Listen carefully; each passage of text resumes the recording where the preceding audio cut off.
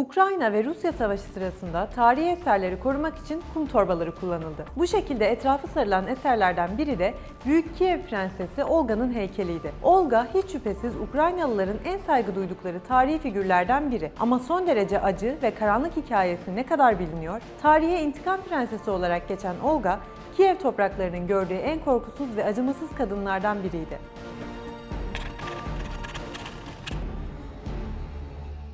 Olga'nın ne zaman doğduğu ve çocukluk dönemlerinin nasıl geçtiği tam bir muamma. Bazı kaynaklar onun 890'larda doğduğunu söylese de bazıları bu tarihi 925'e kadar götürebiliyor. Soyu Vikinglerin doğuya göç eden kolu Vareklere dayanıyor. Varekler İsveç kökenliydi ve batıya göç eden Normanların aksine doğuya doğru yayılmışlardı. Böylece Olga Pleskov'da dünyaya gelmiş oldu. Rus tarihi uzmanı Alexey Karpov'a göre henüz 15 yaşındayken Kiev Prensi Igor'la evlendirildi. Igor, Rurik Hanedanı'nın kurucusunun oğluydu ve tahtın ilk sıradaki veliahtıydı. Babasının ölümünün ardından önce Novgorod Knezi olan, ardından da bölgedeki kabileleri birleştirerek Kiev Knezliğini kuran Oleg'in vesayeti altına girdi. Oleg'in kurduğu bu knezlik, günümüzde Rusya, Ukrayna ve Belarus'u kapsıyordu. Büyümekte olan Kiev Knezliğine sorun çıkaran kabileler de vardı tabi. Drevlyanlar bunlardan biriydi. Knezlikle karmaşık ve sorunlu ilişkileri vardı. Aslında Bizans İmparatorluğu'na karşı düzenlenen seferde Kiev ordusuna katılmış ve bağlılıklarını bildirmişlerdi. Ama Oleg'in ölümüyle her şey değişti. Drevlyanlar, Büyük Prens'in ölümünden sonra Kiev Knezliğine vergi ödemeyeceklerini bildirdiler. Bu bir başkaldırı sayılırdı ve Kiev Knezliğindeki diğer kabileler içinde de benzer isyanlara yol açabilirdi. Bu süreçte Oleg'den yönetimi devralan 1. Igor, sorunu kesin olarak çözmek için bir sefer düzenlemeye karar verdi ve 945 yılında harekete geçti. Igor'un ordusuyla beklenmedik bir anda karşı karşıya kalan Drevlyanlar bir savaş halinde kaybedeceklerini biliyorlardı. Bu yüzden Igor'u daha fazla kızdırmaktan imtina ettiler ve yeniden vergileri düzenli olarak ödemeyi kabul ettiler. Güzel bir haberdi bu. Igor istediğini elde etmişti. Ama keşke bununla yetinseydi. Kiev'e dönüş yolundayken ne olduysa verginin miktarını artırmak aklına geldi ve ölümüne yürümek için atını Drevlyan'a geri sürdü. Onlara ödedikleri verginin az olduğunu ve daha fazlasını istediğini söyledi. Zaten Igor'dan kurtulmak isteyen Drevlyanlar bunu bir fırsat olarak gördü. Onu yakalayıp bir ağaca bağladılar ve uzun süre işkence ettiler. Daha sonra da ortadan ikiye bölerek öldürdüler. Kara haber Kiev'e tez ulaştı. Igor'un eşi Olga duydukları karşısında keder içinde kaldı ve intikam yemini etti. Knezliğin başına henüz 3 yaşındaki oğulları Sviatoslav geçti. Elbette önemli devlet adamları ve Olga onun adına Knezliği yönetmeye başladı. Bu sırada Drevlyanlar Igor'u böyle korkunç şekilde katletmenin kibri ve gevşekliği içindeydi. Bunu yaptıysak daha fazlasını da yaparız dediler. Ve pişkinlikte sınır tanımayarak Olga'nın artık korunmaya muhtaç bir dul olduğunu ve kendi prenslerinin onunla evlenmek istedikleri haberini gönderdiler. Bu teklif için 20 Drevlyan elçisi Kiev'e gelmişti. Olga'nın kalbi öfke içinde yanıp tutuşuyordu. Bu adamlar hem çok sevdiği eşini korkunç şekilde katletmiş hem de bu katlin başındaki prensle evlenmesini istiyorlardı. İntikamı acı olacaktı. Elçilere şöyle yanıt verdi. Elbette bu güzel bir teklif. Kocam öldü ve artık mezardan dönemez. Yarın sizi kendi halkımın önünde onurlandırmak istiyorum. Şimdi geminize dönün ve orada bekleyin.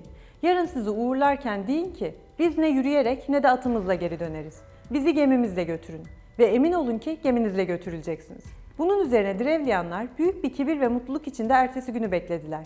Sabah olduğunda tıpkı prensesin dediği gibi gemilerine geçip Kievlilere Olga'nın sözlerini tekrarladılar. Bu şekilde onurlandırıldıklarını düşünüyorlardı. Çünkü Kievliler onların gemilerini bir tahterevan taşır gibi taşıyordu. Ama hiç beklemedikleri korkunç bir tuzağa düşmüşlerdi. Gemileri bir anda büyük çukurlara atıldı ve Kievliler onları diri diri gömmeye başladı. Bu, Olga'nın intikamının yalnızca ilk ayağıydı. Drevlyanlar diri diri gömülürken Olga onları yukarıdan izleyip mutlu olup olmadıklarını soruyordu. Bu 20 elçinin başına gelenler duyulmadan hemen harekete geçti ve Drevlyan prensine bir haber yolladı. Halkınızın önde gelenlerini gönderin ki onlarla birlikte soylu bir şekilde gelin olabileyim. Prens bir önceki heyetinin başına gelenlerden habersizdi. Pek de zeki olmadığı aşikar. Aklına en ufak bir komplo planı dahi getirmeden Olga'nın istediğini yaptı. Drevlyan'ın en seçkinlerini bir araya topladı ve Kiev'e gönderdi. Olga bu ikinci heyeti de büyük bir misafirperverlikle karşıladı. Ama pek de alışkın olduğumuz cinsten bir misafirperverlik değil. Onlara yoldan geldiklerini ve kirli halde huzura çıkmalarının uygun olmadığını, bu yüzden önce yıkanmaları gerektiğini söyledi. Hepsini bir hamama gönderdi ve halkına hamamı kitlemelerini emretti. Sonra da korkunç planını uyguladı ve hamamı ateşe verdi. Böylece Drevlian soylularının hepsi hamamın içinde diri diri yanarak can verdi. Ama Olga'nın kalbi hala soğumamıştı. Eşinin intikamını hala tam olarak alamadığını düşünüyordu. Tüm bu katliamlar Drevlian prensinin kulağına gidebilmiş değildi.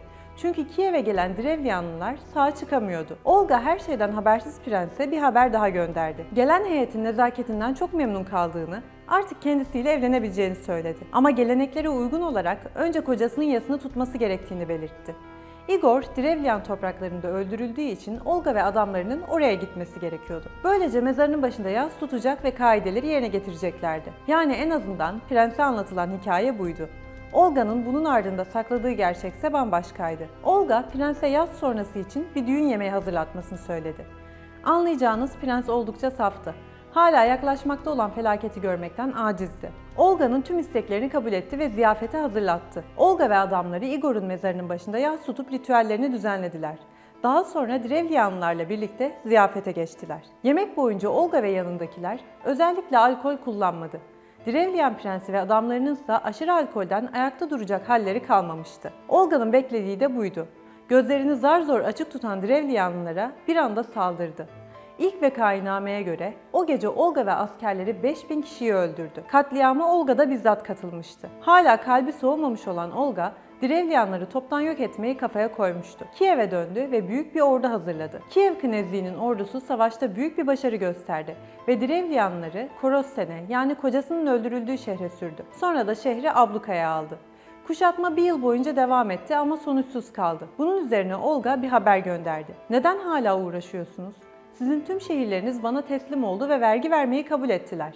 Onlar topraklarında huzur ve barış içinde ekip biçerken siz burada vergi vermeyi reddedip açlıktan dökülüyorsunuz." Halkın Olga'ya karşı koyacak gücü kalmamıştı. Onun hala kocasının intikamının peşinde olmasından endişeleniyorlardı. Ki bunda da son derece haklılardı. Tabii Olga bunu onlara belli etmemeye çalışıyordu. Daha önce yaptıklarının intikam için yeterli olduğunu ve artık rahat olabileceklerini söyledi. Savaşın bitmesi için kendisine her evden 3 güvercin ve 3 serçe gönderilmesini emretti. Drevlian halkının buna itiraz edecek hali yoktu. Her ne kadar garip bulsalar da emri yerine getirdiler. Kuşlar Kiev'e gönderildikten sonra Olga askerlerine onların ayaklarına kumaşla sarılı sülfür çubukları bağlamalarını emretti. İkinci emrini ise gece çöktüğünde verdi. Bütün çubuklar ateşe verildi ve kuşlar salındı.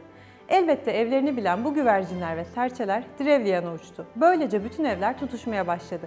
Kısa sürede tüm şehir alev aldı. Kaynaklarda alevlere boğulmamış tek bir ev yoktu. Tüm şehir yanıyordu ve söndürmek olanaksızdı yazıyordu. Yanan şehirden kaçan Drevlianlar ya öldürüldü ya da Kiev'e köle olarak alındılar. Böylece Olga bir zamanlar dehşet verici şekilde öldürülen eşinin intikamını almıştı. Büyük Kiev prensesinin faaliyetleri sadece Drevlian halkından acısını çıkarmakla sınırlı değildi elbette. 950'li yıllarda İmparator 7. Konstantin'le görüşmek üzere İstanbul'a seyahat etti ve burada Hristiyan oldu. Dönemin tarihçileri bu olaydan sonra Helen adını aldığını kaydetti. Bazı Rus kaynaklarına göre ise Hristiyanlığı Kiev'de kabul ettiği söylendi. Ayrıca kimi kaynaklar İmparator'un Olga'ya evlenme teklifi ettiğini söylese de prensesinin eğer gerçekse bu teklifi reddettiği aşikardı. İstanbul ziyaretinin ardından Kiev'in Hristiyanlaşması için çalışmalara başladı. Halkın çoğunluğu buna karşı olsa da Olga birçok bölgede kiliseler yaptırdı. 959'da Kutsal Roma Cermen İmparatorluğu'yla da diplomatik ilişkiler kuruldu. İlerleyen yıllarda Kiev'de vergi düzenlemeleri yapıldı, kanunlar yenilendi. Her yerde av bölgeleri ve pogosli denilen ticaret merkezleri kuruldu. 968'de Olga, Peçenek işgaline karşı Kiev'i büyük bir kararlılıkla korudu.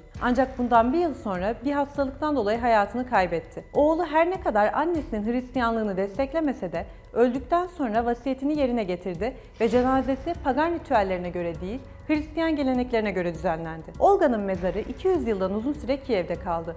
1240 yılında ise Batuhan önderliğinde Moğol Tatar orduları tarafından yıkıldı. Ölümünden 600 yıl sonra 1547'de Rus Ortodoks Kilisesi onu azize ilan etti. Hatta Olga, Roma Katolik Kilisesi tarafından da azize olarak kabul edildi. Kiev'in acımasız prensesi en çok aldığı korkunç intikamlarla tanınsa da yıllar boyunca politik, dini ve kültürel anlamda yaptığı yeniliklerle de tarihe geçti. Kievli Olga'nın hikayesi hakkında yorumlarınızı bekliyoruz.